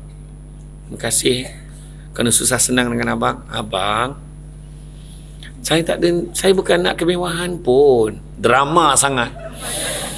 Kan? Ya, betul tak? Yang itulah perkataan yang membahagiakan seorang lelaki tau. Selalu cakap macam tu. Abang, tapi kau jangan sebut macam ni tau. Abang, walaupun abang tak handsome, saya terima kurang hajar tu. Cakap, abang dah terlalu handsome buat saya. Saya takut kalau abang lebih handsome lagi benda ni, takut saya tak boleh terima. Saya tak boleh move on. Segi kerja pun tinggal kat abang. Sekarang pun dah rindu. Macam mana? Ya ke? Iya bang. Jadi suami pun semat-semat dia balik. Abang dah balik dah ni. Bang, sayang abang. Macam tu. Betul. Itu hikmah dia. Malam boleh pergi pasar malam. Betul. Itulah pasal aku dengar kau ngumpat aku tu. Aku melampau dia kalau berkata, betul, aku dengar tu. Aku dengar daripada dulu tu lah ayat kau. Tingginya. Aku dengar tadi tu. Tak boleh pula aku tinggi. Macam OKU kau buat aku. Tu yang seorang tu lagi lah. Dalam TV nampak tua kan kau. Hajar betul tu. je benda nak betul. Kan? Family okey, dah siap-siap jom kita pergi pasar malam. Betul tak? Pasar malam lah momen paling happy buat kita semua. Kan? Betul. Mana tak payah masak. Kan? Pegang tangan pergi pasar malam. Kan? Yang bestnya signal tu mak dia beritahu. Abang, anak-anak dah mungut. Dah lama tak pergi pasar malam. Anak-anak pandang sama sendiri. Dia tak pernah cakap pun. Siapa nak pergi pasar malam sebenarnya ni? Kau tengok sampai kat pasar malam, dia dah tahu dah. Gelanggang wajib dia corn in cup, jagung, yong taufu. Ambil ni kuah lebih. Budak ni tak beli apa pun lagi ni. Yang dia cakap nak sangat pergi pasar malam tu. Tapi orang lelaki nak nampak hebat pasar malam lah. Nak apa cakap? Pasar malam boleh lah, jangan pasar raya kau buat meninggal kau tu. Kan? Ya. Benda tu hikmah dia, dapat menikmati masa bersama. Kan? Kau tanyalah saya bila last saya makan bersama dengan keluarga saya. Ya, tu sebab jangan minta suami popular, susah. Tak adalah, maksud saya bila suami yang sibuk macam ni, sebab yalah Samsul Debat dia kan kisah pun. Bayangkan saya 2 hari lepas, saya baru landing daripada Limbang, 3 hari kat Limbang, kemudian Isnin pagi-pagi saya sampai, terus camah kat Putrajaya dekat Kementerian Pembangunan Wanita. Habis tu petang tu dekat Menara Prestige dekat KL untuk Petrofac bersama dengan lembaga Pusat Zakat Wilayah. Malam tu dekat Cochrane. Aku salah sebut apa nak sangat cockroach jadi ni malam tu. Dalam Cochrane, kompleks kediaman kaki tangan awam dekat Jalan Cochrane dekat dengan IKEA Ceras tu. Lepas tu tahu je IKEA kan. Lepas tu semalam pagi dekat mana? Semalam pagi dekat Tampin, yang pengurusan emosi. Petang semalam dekat Beranang, College Professional Mara Beranang. Malam tadi di Alur Gajah Melaka. Pagi ni Batu Pahat. Dua slot pula tu. Dah habis Batu Pahat, ni kan malam karang dekat KL. Lepas habis kat KL, besok pagi Bani, petang besok naik flight pergi Bintulu, Mukah, Bekenu. Bintulu, Mukah dan Bekenu. Suspend weh. Sebab naik flight pergi ke naik yang kapal terbang yang kipas kat luar tu. Tu yang panas kat dalam tu.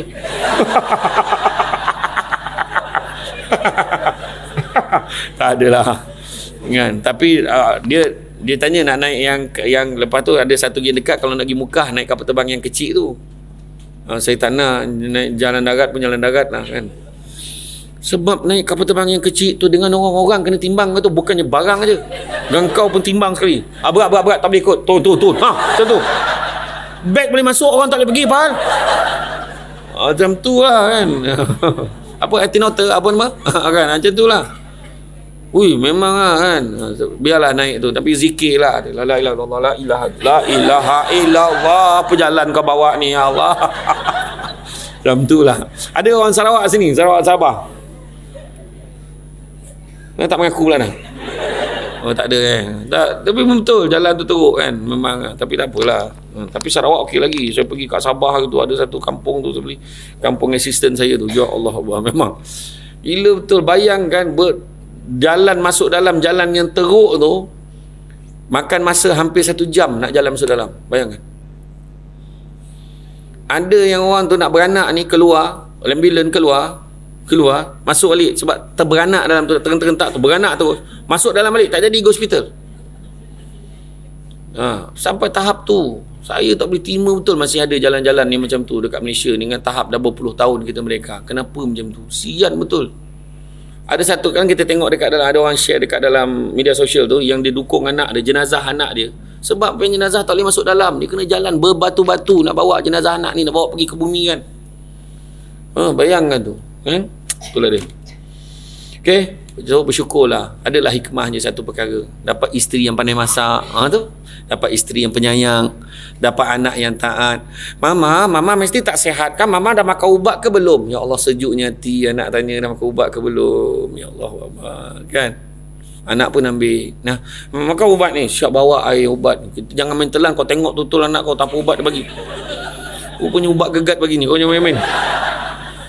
Kan? Kau check betul-betul. Kan elok dia bungkus kawan tu kan. Isteri pandai masak. Bukan semua orang dapat benda tu. Dia pandai masak kan. Dia pandai masak asam pedas. You name it. Semenjak masuk grup masak apa pun tak jadi ni, semua dia tahu. Lempar je jadi. Lempar sayur jadi daging. Gila betul macam mana dia buat ni. Oh, ini memang unsunkable lah dia kata kan. Betul. Dan kemudian apa lagi? Jangan lupa tau resipi saya bagi tadi. Nanti cuba tau buat tu. Sedap. Tapi kena ikan bilis yang grade bagus lah. Jangan ikan bilis yang kerah yang liat tu. Kemudian bertanggungjawab. Kita dalam bekerja ni integriti kena tanggungjawab. Jangan sibuk menyalahkan orang lain. Orang lain semua tak betul. Kena tanggungjawab. Kenapa tak siap kerja ni? Itu tak tahu. Dia yang letak file atas meja saya. Okey? Itu saya tak tahu. Kena tanya dia. Dia yang letak. Kenapa kamu? Tak, saya ingatkan memang bagi kat dia. Yang seorang tu pula, ini saya tak tahu. Saya diarahkan bagi dekat dia. Siapa bagi arahkan? Tuan lah. Nampak. Semua salahkan orang. Macam cerita bangau, oh bangau. Kenapa bangau kurus? Ikan tak timbul. Kenapa ikan tak timbul? Rumput panjang sangat. Kenapa rumput panjang? Kebau tak makan. Kenapa kebau tak makan? Perut sakit. Kenapa perut sakit? Makan nasi mentah. Kenapa nasi mentah? Kayu api basah. Kenapa kayu api basah? Hujan turun. Kenapa hujan turun? Apa kata panggil? Ular nak makan. Itulah hebatnya staf UTHM yang hafal lagi lagu tu. Aku saja je test tu beria kau menjawabnya. Walaupun kau dah bergelar graduate daripada universiti, kau masih lagi jawab soalan yang tak logik tu. Sejak bila hujan turun sebab kata panggil kau cakap dengan aku? Menjawab dia dah. Lepas ni apa? Beria dia. Macam dengan Pasifik. Kelakar betul korang ni. Tapi lagu sebenarnya nak ajar kita tentang tanggungjawab. Dalam banyak-banyak binatang yang paling bertanggungjawab adalah ular. Bila dia tanya pada ular tu, kenapa kau nak makan katak? Dia jawab sambil merenung tepat pada mata yang bertanya. 3 kali dia ulang, memang makanan aku. Memang makanan aku. Memang makanan aku. Dan audio yang hujung tu dah dipadam oleh Jabatan Hakim Negara. So what? Dia kata. Yang tu je tak keluar dalam lagu tu. Kalau kita ngaku salah, settle. Aku salah settle. Kenapa kamu tak siapkan kerja? Kan saya dah susuk kamu buat. Minta maaf tuan, saya memang terlupa, saya terlepas pandang. Ini memang salah saya. Okey tuan, so sekarang tuan nak saya buat apa? Macam tu je. Simple. Boleh ngaku salah, settle. Tu je. Kita betul kan? Tu anak kita ikut panggil kita. Kenapa suruh kau? Ayah hisap. Kenapa sekolah sini? Mak suruh. Kenapa tak siap kerja? Dia ambil buku saya cikgu. Kenapa kamu ambil buku dia? Dah dia bagi. Yang kau bagi kenapa? Dia minta. La ilaha illallah penipuan. Tak settle. Tak settle.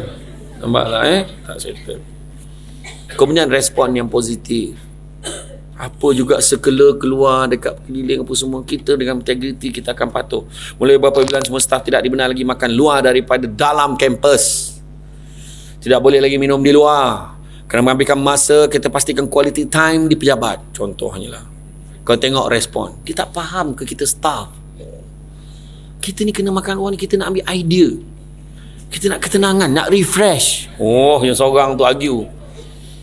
Ya. Bila ada yang pekeliling baru, dia seorang tu pula cakap, kau nak muda-muda buatlah, hakkat dah nak pencen. Dia tanya seorang tu pula. Aku nak kenapa? Kita puas nak tengok dalam tu. Kepada yang nak bersara, abaikan notis ni. Tak ada pula. Kau selalu tak dengar ayat tu? Kau yang muda buatlah, hakkat dah nak pencen. Tak ada. Hakkat tak ada dan aku khusus ni dah. Itulah ayat kau. Aku tahu lah kat pejabat aku dulu macam tu juga punya. Kan? Iya, tu sebabnya kalau ayat-ayat biasa, tapi sebenarnya tak, semua orang kena pergi ikut je sekela tu, kan? Bos-bos ni dah bincang dah sebelum keluarkan sekala. Kita kena positif. Kemudian kita kena ikhlas dalam bekerja. Tu saya dah beritahu tadi lah, ikhlas Tuhan akan bagi ganjaran kat kita tanpa kita sangka. Kita ikhlas, serahlah apa nak bagi. Contohlah kita cakap dengan orang perempuan, kena ingat ada satu benda saya nak cakap. Nak bahagia dalam hidup, bukan perempuannya, semua. Kita nak bahagia dalam hidup, banyakkanlah memberi, kita akan bahagia. Dan memberi jangan harap balasan. Kita bagi servis macam contohlah kita bagi mak kita contoh. Kita bagi mak kita bagi duit. Kita bagi mak cakap je mak nak apa. Mak cakap je mak nak apa. Kita beli mak yang kita tu, kita rasa macam Dia rasa satu lapang hati tu. Dan tengok mak kita pakai selalu, yang kau bagi tu elok betul lah, mak seronok tu. Telekung Siti Kalilah kan. Oh, seronok betul. Saya tak nak sebut jenama yang tu, dia tak taja. Jenama tak wujud saya sebut. Kan? Mak nak apa tu lah, mak tengok cik ayah kau kat sebelah rumah tu, la ilaha illallah. Dia tak ada lagi dah pakai ceret menjerit tu. Ceret menjerit, tolong masak air tu. Dia pakar lah, terbakar dapur tu. Habis mak nak apa? Alah yang tekan-tekan tu sejuk, tekan-tekan tu panas tu lah. Kau janganlah sebut jenama dia, kan aku cakap. Dia tak taja ceramah kita hari ni. Aku masuk dalam TV ni, brand-brand ni tak boleh sebut sebenarnya. No, tadi satu dua tu aku sebut lah. Sebab aku tak apalah, promote lah sikit kan. Macam tu lah. Dia kita pun beli. Kita rasa happy sangat. Memberi tu, bagi suami sepenuh kasih sayang. Apa dia nak? Tunaikan.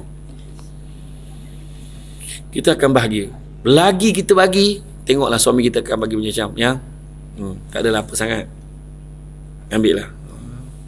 Abang apa ni? Abang sama ni jarang bagi duit belanja kan. Mulai bulan ni abang bagi duit belanja. Ambil lah. Kalau tak banyak sikit, abang bagi.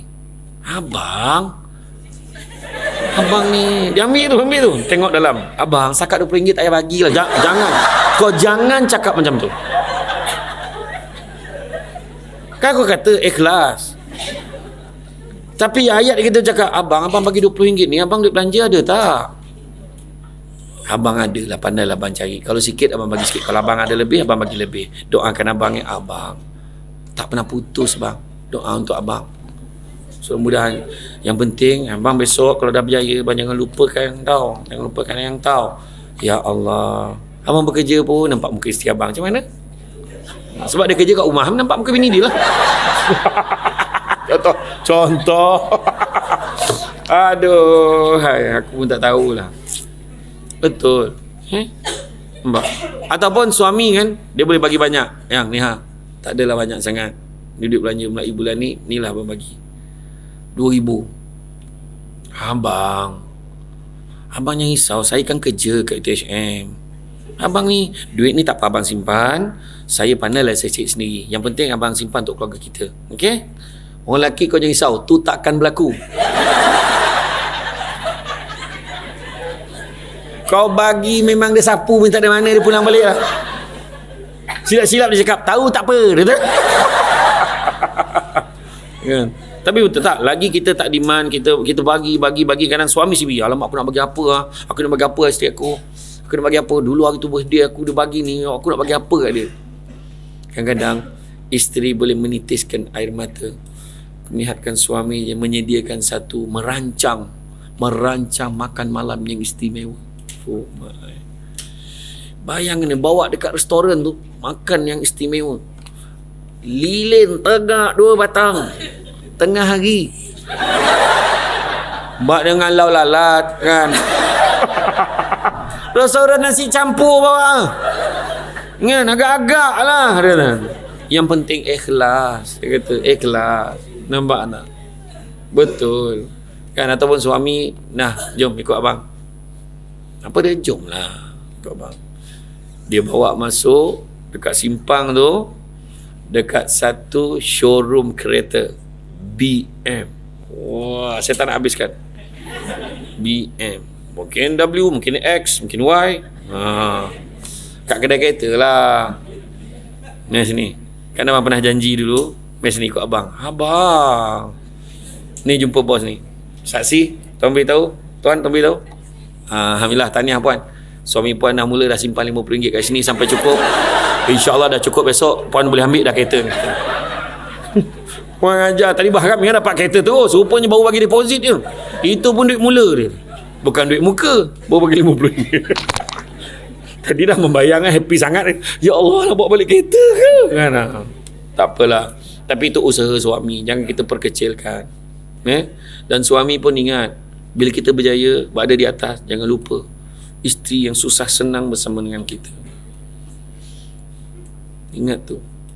Jangan tiba-tiba kau dah senang, kau rasa isteri kau dah tak cukup sempurna. Tiba-tiba ada orang lain yang lebih faham kau. Jangan sekali-kali. Betul tak perempuan? Betul kan? Kau yang pat-pat kau sokong saja. Kan? Tapi lelaki pun banyak berkorban sebenarnya. Betul tak? Tak betul. Korang lelaki kena ingat, yang layak berkorban perempuan aja. Korang takkan mampu berkorban, dia je boleh korban. Saya berkorban macam-macam. Duit simpanan saya, masa saya untuk anak-anak. Abang pernah fikir tak? Kau jangan balas, kau senyap aje. Kalau kau balas, habis abang bekerja selama ni, pagi, petang, malam, hujung minggu abang bekerja, abang berkorban juga, itu tanggungjawab. Ambil kau. Aku dah cakap jangan jawab. Kan dah dapat, itu tanggungjawab. Kamu berkorban sampai mati pun kau tak berkorban. Itu sebab bila orang lelaki ni, bila perempuan bising-bising, dia diam je lah. Yalah. Itu sebab jangan mengungkit orang perempuan. Ikhlas ni jangan ungkit. Kita dah buat baik, jangan sebut. Sebab malaikat padam tu, saya masak untuk abang setiap hari, pahala masak padam. Malaikat pun padam, delete. Saya lahirkan 7 anak untuk abang, padam. Setiap anak pahala yang sakit tadi padam. Saya berkorban, saya ikhlas tolong bang. Ikhlas jadi tak ikhlas sebab sebut padam. Habisnya tak ada apa, negatif. Itu sebab orang lelaki banyak dia pernah ungkit. Sebab dia tak tahu nak ungkit apa. Apa pula aku nak balas ni? Macam tak ada apa-apa yang aku buat dalam rumah ni. Kan?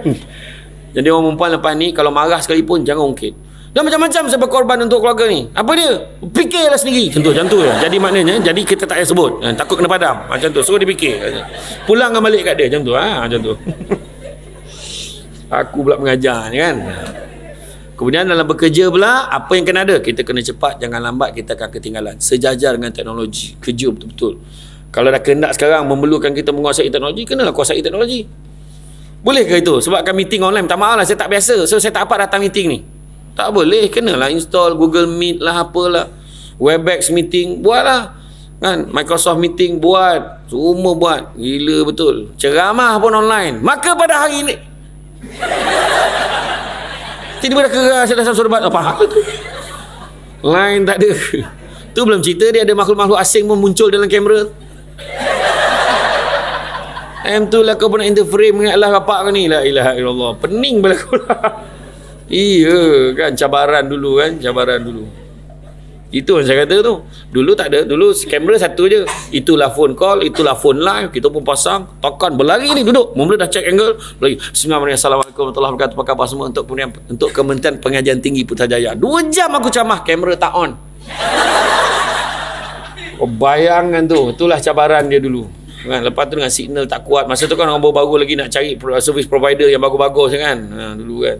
Okay, sekarang kita tahulah, saya tak nak sebut lah. Dia pun tak taja camah kita ini. Kan? Kemudian hadir pada peluang yang baik, datang kerja, jangan ponteng, datang kerja. Tak ada siapa yang tak suka bekerja, cakap. Semua suka kerja. Kan? Contohnya bila pernah tak kita ambil cuti, nak rehat kat rumah saja. Tapi kita cakaplah ada urusan, kan? Kita pun cuti. Terasa kat rumah, kalau macam ni baik kerja. Pernah tak rasa macam tu? Kan? Itu cerita. Kadang aku, sebab saya jadi pengarah dulu, saya tak suka staff saya bagi alasan yang bukan ni. Ada urusan di bank, apa kau teruk sangat sampai cuti? Kau nak bentang paper depan Gubernur Bank Negara? Kadang pergi sepasal loannya, kau sign dah settle, baik kau masuk pejabat balik kan. Itu cerita dia. Cuti kadang ni lah. Tu boleh cerita. Jajab MC buat pinggang beralih dengan telinga sebelah gegendang macam tak berapa function apa tu. Pelik betul. Pelik. Ada orang macam tu. Seorang tu jajab meninggal. Bapak meninggal, mak meninggal, adik meninggal, saudara meninggal. Memang bila cek bagian human resource, cek balik, memang tragis betul dah keluarga ni. Sebab dia satu-satunya waris yang tinggal dalam keluarga tu. Kan? Dia tak perasan tu. Sudahnya jiran meninggal pun dia cuti. Dia dah tak ada sebab lagi dah. Saudara dah habis. Dia dah pangkahkan nama ini dah pakai. Itulah dia. Hadir. Itu sebabnya kalau kita tengok kan, kita boleh tambah anugerah dekat pejabat. Janganlah anugerah APC kan. Kita tengok APC, bukannya apa sangat kita bangah dekat APC. APC dapat apa? Pertama dapat apa? APC dapat apa? Tengok kan, jangan nampak sangat nak duit tu. Sebut pertama sijil tu yang penting. Duit tu iringan ke tu tak? Kan? Kan buat anugerah. anugerah markah SKT 90% ke atas dapat sijil. Macam tu, tambah anugerah. Bagi siap frame. Boleh gantung kat rumah. Oh, mamanya markah A lah. Memang mama macam tu. Ni ke sikit ni 92 ni. Normally 95 and above. Macam tu. Mama dia cakap mbak. Lepas tu tak pernah MC tahun yang dinilai. Dapat juga sijil. Tak pernah MC. Bayangkan. Masa tu muntah darah pun kerja. Kau pergilah balik. Kau dah muntah darah ni. Nanti tak dapat sijil. Bayangkan. Macam tu.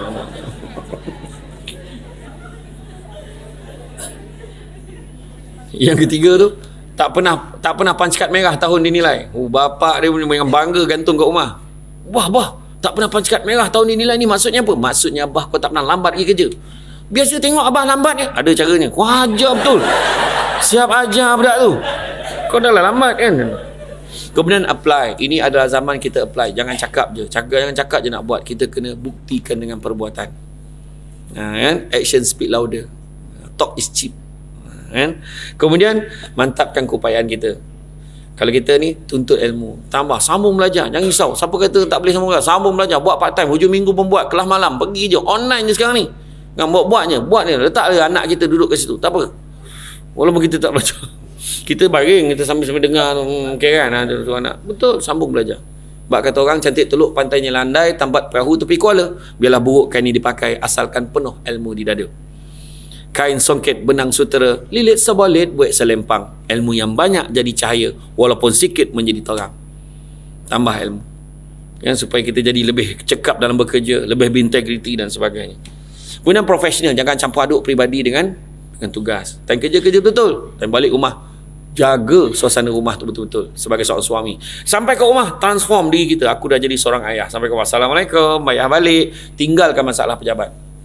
Bila anak-anak dah tidur, baru boleh nak sambung kerja balik semula. Bukan tak boleh buat balik kerja, tapi settlekan hak kat rumah tu. Hak kita kat rumah, anak kita perlukan kemanjaan daripada kita.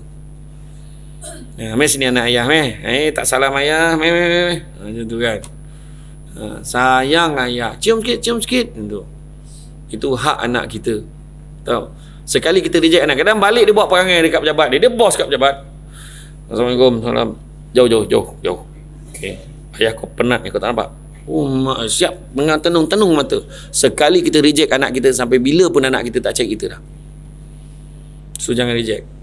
Kadang-kadang main marah aja. Apa nak jadi ni? Balik pukul berapa? Anak tu balik. Ingat rumah ni hotel, nak jadi apa kau ni? Budak tu aku nangis tu. Lepas tu mak ni pula dah pergi usaha. Macam tu menangkan anak. Lepas tu anak tu pergi masuk dalam. Abang, apa dia? Abang lupa apa? Abang yang janji semalam nak jemput budak tu kan. Budak tu jalan kaki tau, tu sebab dia lambat. Ya ke? Ya Allah. Main marah je. Rupanya salah kita. Masa tu yang budak tu menangis, dia punya merajuk, campur menangis, campur sebab. Dia macam nak pecah dada. Ingat tak yang kita menangis sampai nak pecah dada, sampai tak boleh cakap? Sedu-sedan. Ingat tak nangis? Macam tu dia tak boleh nak cakap. Pernah ingat tak kita nangis sampai cakap, sampai tak boleh cakap? Ingat tak? Azab nak cakap tak tahu kenapa berlawan dengan dada ni. Macam tu tak boleh. Macam tu lah. Betul tak? Aku ni menjiwai watak tu. Betul. Mau tak sedih, kita beraya lah kan. Rupa-rupanya kita ni persalahkan. Bukan salah kita kan? Kemudian iltizam, berazam untuk buat yang terbaik dalam bekerja. Ikut prosedur, organize, susun atur strategi kerja kita. Mana nak buat dulu, mana nak buat kemudian. Dan yang last sekali, jangan lupa tanamkan niat yang baik. Dan tujuan kita bekerja ni apa? Kita nak cari keberkatan rezeki kan? Dengan berintegriti tu kita dapatlah keberkatan. Kalau kita tak jaga integriti, macam mana nak dapat berkat? Apa tanda-tanda keberkatan rezeki? Yang pertama, sikit rasa cukup, banyak boleh kongsi. Sikit rasa cukup, banyak boleh kongsi. Maknanya, kalau kita rezeki yang sikit, cukup, banyak boleh share, bagi-bagi kat orang, sedekah kat orang, macam tu. Pada orang yang rezeki tak berkat, sikit tak cukup, banyak tak puas. Macam minum selautan air tapi tak hilang dahaga dia. Yang kedua, rumah tangga rasa bahagia. Rumah tangga rasa bahagia, balik rumah. Sayang, abang balik dah ni. Abang, Mana anak kan? Ya Allah, salah ke? Mai. Kan abang? Peluk sikit. Macam tu nampak? Kemanjaan. Yang ni abang ada bawa balik ni. Voucher spa muslimah, pergilah. Hari Sabtu ni pergi. Nanti cuci rambut, massage, pedicure, manicure. Abang. Susah-susahkan abang aja. Tak susah mana pun. Abang booking je, kau bayarlah sendiri. Macam jantan. Abang ni bang. Tak adalah abang nak bayar dah. Abang ni. Nampak bergurau lagi. Nampak tak kan? Betul.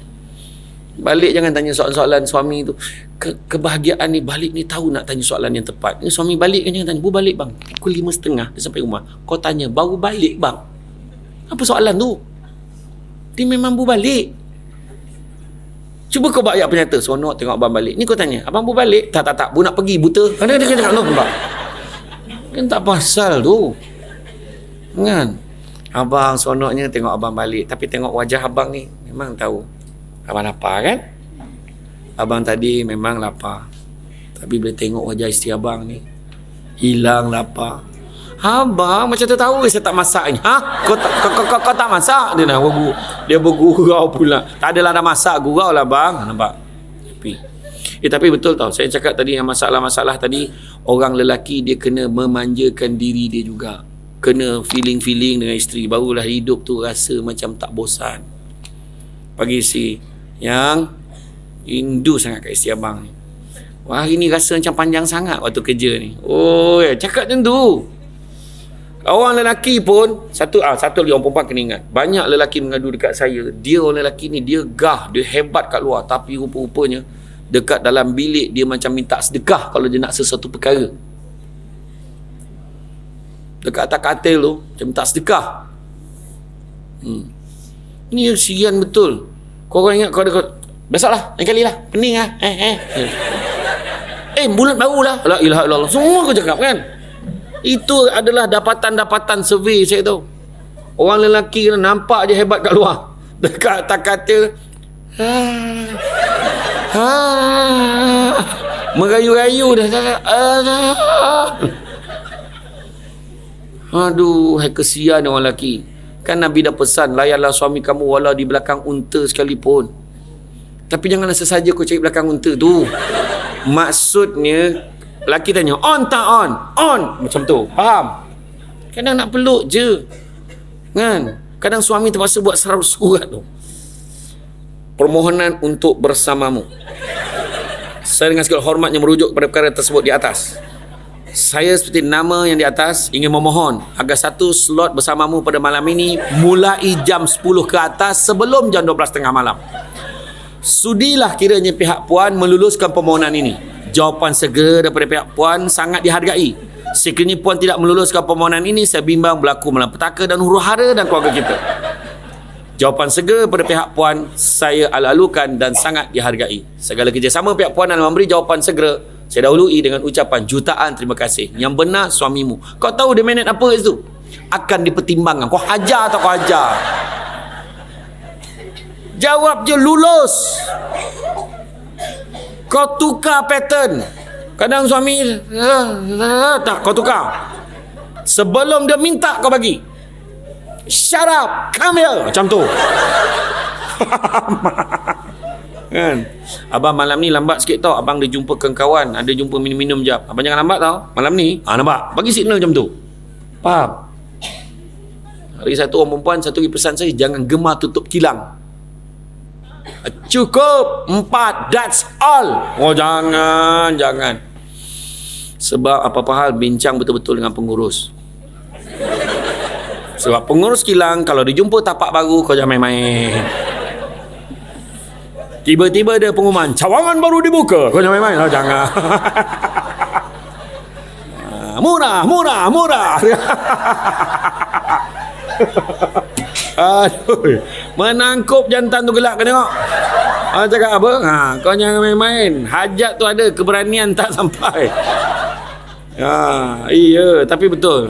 Tolong jaga benda tu. Sebenarnya bila kau bercinta, dia tak ada rasa kurang dah. Bercinta. Abang, kalau abang nak jalan laju, jalan seorang. Tapi kalau abang nak jalan jauh, kita jalan sesama. Cia dia kan. Iya. Bercinta. Tu nasihat saya, bercintalah dengan isteri kita, dengan suami kita, bercinta. Bukan orang lain. Kan? Itu yang nyanyi tu. Koi ladki hen, jab wo hasti hen. Oh, suami dia. Bini penyaut. Barish hoti hen, canak-canak cum-cum. Jiran ki kanan tu, cak dum dum cak dum dum cak. Terbabit jiran. Kau tak cuba mana kau tahu? Iya. Nampak tak? Kau tak cuba. Yang anak tukang siram air pahit. Kan dia kena masuk hujan boleh jadi kan. Itulah. Okey. Dan niat kita ni, yang pertama tadi balik 7 tanda keberkatan rezeki tadi. Pertama, sikit cukup, banyak alhamdulillah boleh kongsi. Kedua, kebahagiaan rumah tangga. Ketiga, anak-anak berjaya dalam bidang dia. Seronok tengok anak berjaya. Kita tengok anak konvo menitis mata, anak kita dah konvo pada Allah. Suami kata, kau kawal perasaan kau. Ni konvo tadika ni. Konvo tadika benar. Dia punya excited macam tu kan. Aku kena ceramah tu pesta konvo. Aku ingat pesta konvo universiti tadika punya. Aku ingat aku boleh swasta. Dengan aku pakai robe tu macam pening pula aku lah. Yang keempat, suasana tempat kerja, suasana kejiranan, kita senang dengan orang senang dengan kita. Itu pun tanda keberkatan rezeki. Kelima, kita mudah melaksanakan perintah Tuhan, mudah nak solat, mudah nak puasa, mudah nak sedekah, mudah nak tolong orang, mudah nak buat kerja dengan baik. Yang keenam, apabila rumah kita seringkali diziarahi tetamu, ada je tetamu datang, itu pun tanda keberkatan rezeki. Itu tak termasuk yang tin Shopee, itu tak kira tau. Itu kau yang order, faham? Bang, rumah kita berkat bang, ada je datang bang, itu tak kira. Lalamove lah apa semua tu tak kira. Tahu, ini yang memang saudara mara kan, kawan datang, kau jamu dia makan, kau buat jamuan. Macam sekarang kan, mana ada raya sebulan, sampai sekarang mau buat jamuan lagi. Hujung minggu ni dapat lagi tak jemputan? Dapat kan? Dia tak kira dah. Jamuan Eid dia kata, Eid dia. Jamuan Eid, jamuan perayaan dia tak sebut raya apa. Dan yang terakhir sekali, apabila doa kita mudah dimakbulkan.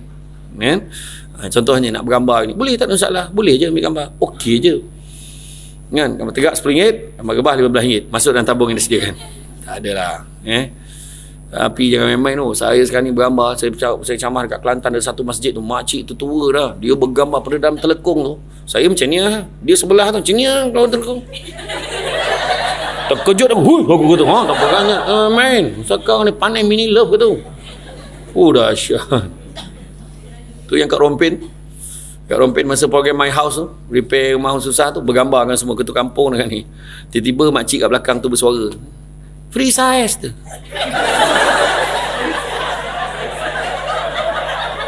Aku penang dia pula free size lah makcik.